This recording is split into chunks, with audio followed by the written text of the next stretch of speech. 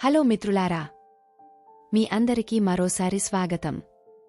మిత్రులారా, మీరు మీ జీవితంలో ఏదైనా కొత్త విషయాలను నేర్చుకోవాలనుకుంటే తప్పకుండా ఛానల్ని సబ్స్క్రైబ్ చేసుకోండి.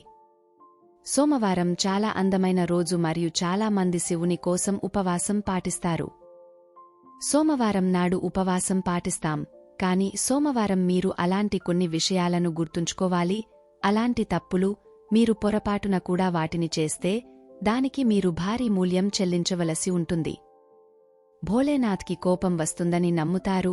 భోలే భండారి ఒక అమాయక స్టీవార్డ్ అయినప్పటికీ అతను ఎవరి మాటలను పట్టించుకోడు మరియు చాలా త్వరగా సంతోషంగా ఉంటాడు. అయితే భోలేనాథ్కి నచ్చని కొన్ని విషయాల గురించి ఈరోజు మేము మీకు చెప్తాము. మీరు కూడా శివుడిని మనస్ఫూర్తిగా ప్రేమిస్తున్నట్లయితే కామెంట్లో ఖచ్చితంగా జై శివశంకర్ అని రాయండి. నిద్ర లేవగానే మనం చేసే మొదటి పని ఏమిటి? సోమవారం తెల్లవారుజామున ఆసనాలు వగైరా చేస్తూ భగవంతుని స్మరించుకుంటాం. మన జీవితంలోని చెడు పనులు, కష్టాలు అన్నీ తొలగిపోవాలని భగవంతుడిని వేడుకుంటున్నాం. భగవంతుడిని మరింతగా ప్రసన్నం చేసుకునేందుకు రకరకాల పూజలు, పూజలు ఇలా రకరకాల ఆచారాలను అనుసరించి మన కోరికలన్నీ త్వరగా నెరవేరుతాయి. అది నెరవేరాలి మరియు ఈ సందర్భంలో మనం దేవుని పేరును ఆయన అంకితమైన రోజున గుర్తుంచుకుంటాము. మన గ్రంథాలలో వివిధ దేవతలకు వేర్వేరు రోజులు అంకితం చేయబడ్డాయి. సోమవారం నాడు శివుని ఉపవాసం, మంగళవారం హనుమంతుని ఉపవాసం, బుధవారం గణేశ ఉపవాసం, గురువారం విష్ణువు ఉపవాసం, శుక్రవారం లక్ష్మీమాత ఉపవాసం, హనుమంతుని ఉపవాసం పాటించండి. శనివారం నాడు జీ మరియు శనిదేవ్, ఆదివారం సూర్య భగవానుని కోసం ఉపవాసం ఉండండి. ఈ విధంగా వివిధ రోజులలో వివిధ దేవుళ్ల పేర్లతో ఉపవాసాలు పాటించే సంప్రదాయం ఉంది మరియు ఉపవాసం ఉంచడం ద్వారా భగవంతుడిని ప్రసన్నం చేసుకునే ప్రస్తావన ఉంది. భగవంతుడిని ప్రసన్నం చేసుకోవడానికి ఇదే ఉత్తమ మార్గం అని మన పురాణాలలో కూడా పేర్కొనబడింది. ఉపవాసం విషయానికి వస్తే సోమవారం అత్యంత ఆచరించే ఉపవాసం. ప్రపంచవ్యాప్తంగా ఉన్న హిందూ మతంలో సోమవారం శివునికి అంకితం చేయబడింది. సోమవారం నాడు చాలా మంది శివుని నామంలో ఉపవాసం ఉంటారని దీని ద్వారా మీకు తెలియజేస్తాను. కాని ఈరోజు మనం మీకు చెప్తాము, శివుని పేరు మీద ఉపవాసం అంటే 1 లేదా 2 సార్లు తినడం మానేయడం మాత్రమే కాదు. దీనికి కొన్ని నియమాలు మరియు నిబంధనలు కూడా ఉన్నాయి. వాటిని మీరు తప్పక పాటించాలి. ఎవరైతే ఈ నియమాలను పాటించకపోతే సోమవారం నాడు అతని ఉపవాసం విఫలమవుతుంది మరియు అదే సమయంలో ఈ వ్యక్తులు శివుని కోపాన్ని ఎదుర్కోవలసి ఉంటుందని నమ్ముతారు. మీరు కూడా శివునికి ఉపవాసం ఉంటే, సోమవారం ఉపవాసం ఉంటే మీరు కొన్ని తప్పులను గుర్తుంచుకోవాలి. పొరపాటున కూడా వాటిని చేయకూడదు. సోమవారం నాడు ఆహారం తీసుకోకూడదని అందరికీ తెలుసు, కాని చాలాసార్లు ప్రజలు పండ్లు తినేటప్పుడు లేదా ఉపవాసం ఉన్నప్పుడు తెలియకుండానే ఉప్పు తీసుకుంటారు. మీ సమాచారం కోసం, సోమవారం ఉపవాసం ఉన్నప్పుడు మీరు రోజంతా ఉప్పు తినకూడదని మీకు తెలియజేద్దాం. మీరు ఒకసారి ఉపవాసం ఉండి సాయంత్రం ఒక్కసారైనా ఆహారం తీసుకున్నా అది చాలా హానికరం. మీది ఉప్పు త్వరలో ఉచితం. ఉప్పు ఎక్కువ కావాలంటే కొంచెం రాతి ఉప్పు వేసుకోవచ్చు, కాని పొరపాటున కూడా ఉప్పు ముట్టుకోకూడదు. మీరు ఉపవాసం రోజున గుర్తుంచుకోవలసిన రెండవ విషయం ఏమిటంటే, ఉపవాసం రోజున మీరు సంపూర్ణ బ్రహ్మచర్యాన్ని అనుసరించాలి. అది స్త్రీ అయినా పురుషులైనా సరే, సోమవారం వ్రతాన్ని ఆచరించిన వారైనా మరియు మీకు వివాహం అయినట్లయితే మీ భర్త భార్య ఇద్దరూ సంయమనం పాటించాలి. మీరు పొరపాటున కూడా ఈ రోజున ఎటువంటి సంబంధంలోకి ప్రవేశించకూడదు, లేకుంటే ఈ ఉపవాసం మీ కోసం విఫలమవుతుంది మరియు మీరు శివుని ఆగ్రహాన్ని ఎదుర్కోవలసి ఉంటుంది. ఎందుకంటే ఏదైనా ఉపవాసంలో బ్రహ్మచర్యం పాటించడం చాలా తప్పనిసరి అని భావిస్తారు. మీరు గుర్తుంచుకోవలసిన మూడవ విషయం ఏమిటంటే, మీరు ఏ పెద్దలను ఎప్పుడూ అవమానించకూడదు అని మా ఛానల్ ద్వారా మీకు తెలియజేస్తాము. సోమవారం నాడు ముఖ్యంగా మీ పెద్దలకు, ఇంటి పెద్దలకు, అమ్మ, నాన్న, అన్నయ్య, కోడలు, ఎవరైనా, చెల్లి, బావ, మీ జీవితంలో ఎవరెవరు ఉన్నా వారందరికీ నీకంటే బడికి వెళితే టీచర్లు, ఆఫీస్కు వెళితే మీకంటే పెద్ద సహోద్యోగులు ఉన్నారు, ఎవరు మంచివారో, పెద్దవారో ఈరోజు వారిని అవమానించకూడదు. మీరు 2 మాటలు చెప్పడం వారు విన్నప్పటికీ మీరు పగటిపుట ఉపవాసం ఉంటే ఈ రోజు మీరు నిశ్శబ్దంగా మరియు మౌనంగా ఉండటం మంచిది. సోమవారం మీరు మీ పెద్దలను అవమానించినా లేదా ఎవరితోనైనా గొడవ పడినా శివుడు మీ ఉపవాసాన్ని అంగీకరించడు అని నమ్ముతారు.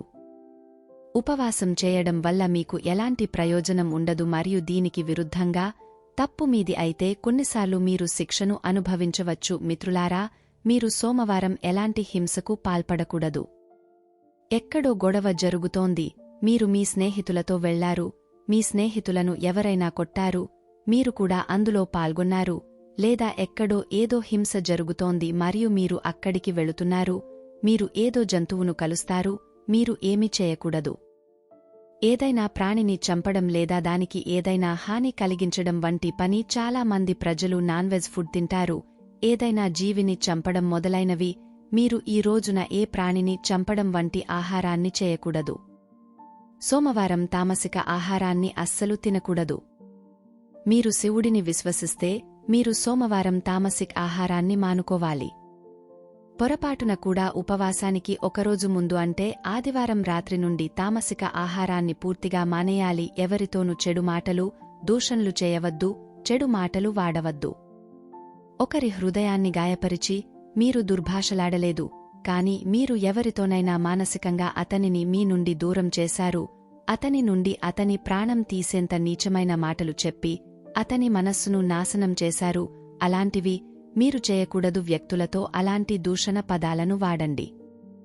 ఇలా చేయడం వల్ల మనం ఎమోషనల్ టార్చర్ అని పిలుస్తాము, లేకుంటే మీరు శివుని ఆగ్రహానికి గురికావలసి ఉంటుంది. మిత్రులారా, ఉపవాసం ఉన్న 2 రోజులలో మీరు తప్పనిసరిగా శివుని ముందు కూర్చుని ఆరతి చేయాలి. ఉదయం మరియు సాయంత్రం. కాకపోతే కనీసం సాయంత్రం అయినా మీరు ఆరతి చేయాలి. శివునికి అగరబత్తులు లేదా అగరబత్తీలు వెలిగించి, నెయ్యి దీపం వెలిగించి, వీలైతే కొంచెం నీరు సమర్పించి, పచ్చి పాలు మరియు పంచామృతంతో అభిషేకం చేయాలి.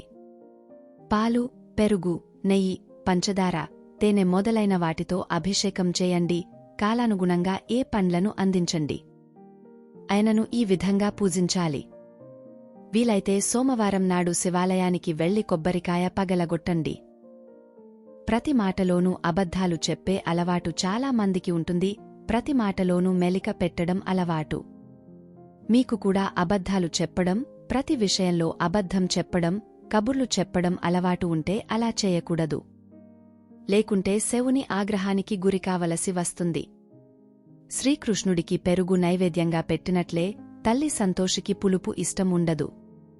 అదేవిధంగా ప్రతి దేవతకు పూజా నైవేద్యాలు మరియు ఆలయానికి సంబంధించి ప్రత్యేక నియమాలు ఉన్నాయి. పరమశివునిగా భావించే అంఖ, ధాతుర, బెల్పాత్ర మొదలైన వాటిని సమర్పించాలి. ప్రజలు జాగ్రం చేసినప్పుడు, పూజ చేసినప్పుడు లేదా ఆరతిలో పాల్గొన్నప్పుడు భగవంతుని స్తుతిస్తూ చప్పట్లు కొట్టడం మనం సాధారణంగా చూస్తాము. ఇది భక్తుల సమూహంలో ఐక్యతను కలిగిస్తుంది మరియు భావోద్వేగాలను సృష్టిస్తుంది. కుటుంబంలో కలిసి ఆరతి పాడుతున్నప్పుడు అందరూ కలిసి చప్పట్లు కొట్టి ఆరతి ఆలపిస్తారు. చప్పట్ల ప్రతిధ్వని ద్వారా ప్రార్థన పదాలు భగవంతుడిని చేరుకుంటాయని నమ్ముతారు. కాని మత విశ్వాసం ప్రకారం శివుని ఆలయంలో చప్పట్లు కొట్టడం జరుగుతుంది, నిషిద్ధంగా పరిగణించబడుతుంది. అంటే శివలింగం దగ్గర 3 సార్లు చప్పట్లు కొట్టకూడదు. ఈ నమ్మకం వెనుక ఉన్న కారణం ఏమిటంటే శివుడు సమాధిలో నిమగ్నమై ఉంటాడు మరియు ఈ సమయంలో అతను లోతైన ధ్యానంలో ఉంటాడు. వారు శబ్దం ఇష్టపడరు.